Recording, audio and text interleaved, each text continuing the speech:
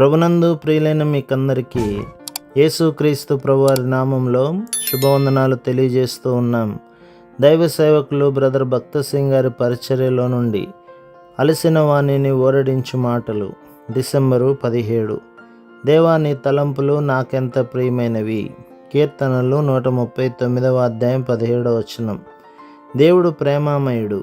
ఆయన మన సంతోషము ఆశీర్వాదము కొరకు మనకు అన్నింటినీ దయచేయను.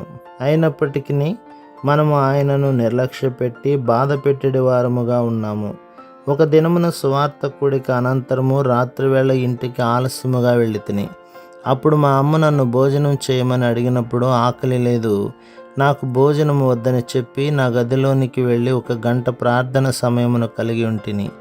నేను ప్రార్థించి లేచినప్పుడు నా తల్లి నా దగ్గర కూర్చొని ఏడ్చుచుండెను. అప్పుడు నేను ఏమైనదని మా అమ్మను అడిగినప్పుడు ఆమె, నా కుమారుడా, ఈ ఉదయకాలమున మార్కెట్కు వెళ్ళి నీ కొరకు సరుకులు తెచ్చితిని. నీవు చదువుకొనుచున్న దినములలో నీకు ఏది ఇష్టమో దానిని కొన్ని గంటలు నీ కొరకు తయారు చేసి ఇద్దరము కలిసి భోజనము చేయవలెనని నేను కూడా భోజనము చేయలేదు అని చెప్పెను. నన్ను క్షమించుమని అడిగినను ఆమె ఆ విషయమై బాధపడుచుండెను.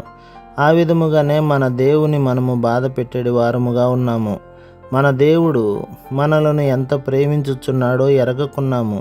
ఏ మనుష్యుడును ఆయన వంటి ప్రేమను చూపలేదు. అయినను ఆయన ప్రేమను తృణీకరించి నిర్లక్ష్య పెట్టేడి వారముగా ఉన్నాము. ప్రతి మానవుడు మారిపోవును. అది తల్లి కానీ, తండ్రి కానీ, అన్నదమ్ములు కానీ, అక్క చెల్లెండ్రు కానీ, భార్య భర్తలు కానీ, వారి ప్రేమ మార్పు చెందును. కానీ దేవుని ప్రేమ మార్పు చెందదు. స్వభావ సిద్ధముగా మనము దేవునికి శత్రువులము. ఆయనను దుఃఖపరిచి గాయపరుచు మాటలు మాట్లాడుచు పనులు చేయుచున్నను ఆయన మనలను ప్రేమించుచు వెదకుచున్నాడు. ఆయన, నా కుమారుడా, నా కుమారి, నీ హృదయము నాకిమ్ము అని పదే పదే మనలను బ్రతిమిలాడుచున్నాడు. ఎందుకనగా మనలను నూతన సృష్టిగా చేయవలనన్నది ఆయన కోరిక. కొరింథీయులకు రాసిన మొదటి పత్రిక 15వ అధ్యాయం 45లో ఈ విధముగా వ్రాయబడినది. ఇందు విషయమై ఆదామును మొదటి మనుష్యుడు జీవించు ప్రాణి ఆయనని వ్రాయబడి ఉన్నది. కడపటి ఆదాము జీవింపచేయు ఆత్మ ఆయను. ఆదాము కేవలము భూ సంబంధమైన ప్రకృతి సంబంధమైన మానవుడు. కానీ మన ప్రభువైన యేసుక్రీస్తు ఆత్మ సంబంధి అయిన మానవుడు.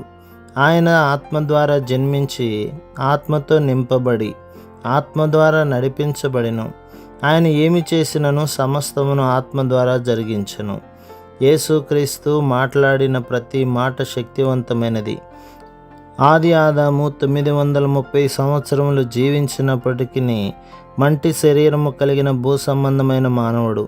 కానీ యేసుక్రీస్తు పరలోకము నుండి వచ్చిన ప్రభువు.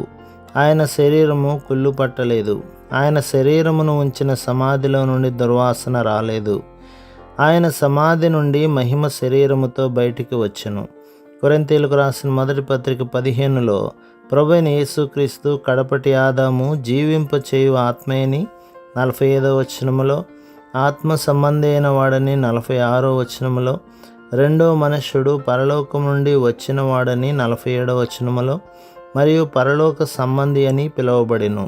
ఆయన అద్భుతమైన నూతన పురుషుడని దాని యొక్క భావమును మనకు తెలియచేయుటకు ఆయనకు ఈ పేర్లన్నీ ఇవ్వబడెను. ప్రభువు మనలను ఒక నూతన పురుషుడు అని పిలువబడు తన సంఘము యొక్క సభ్యులుగా నూతన సృష్టిగా చేయుటకు రక్షించెను. ప్రభు మిమ్మును, మీ కుటుంబమును, మీ సంఘమును దీవించి ఆశీర్వదించునుగాక. ఆమేన్.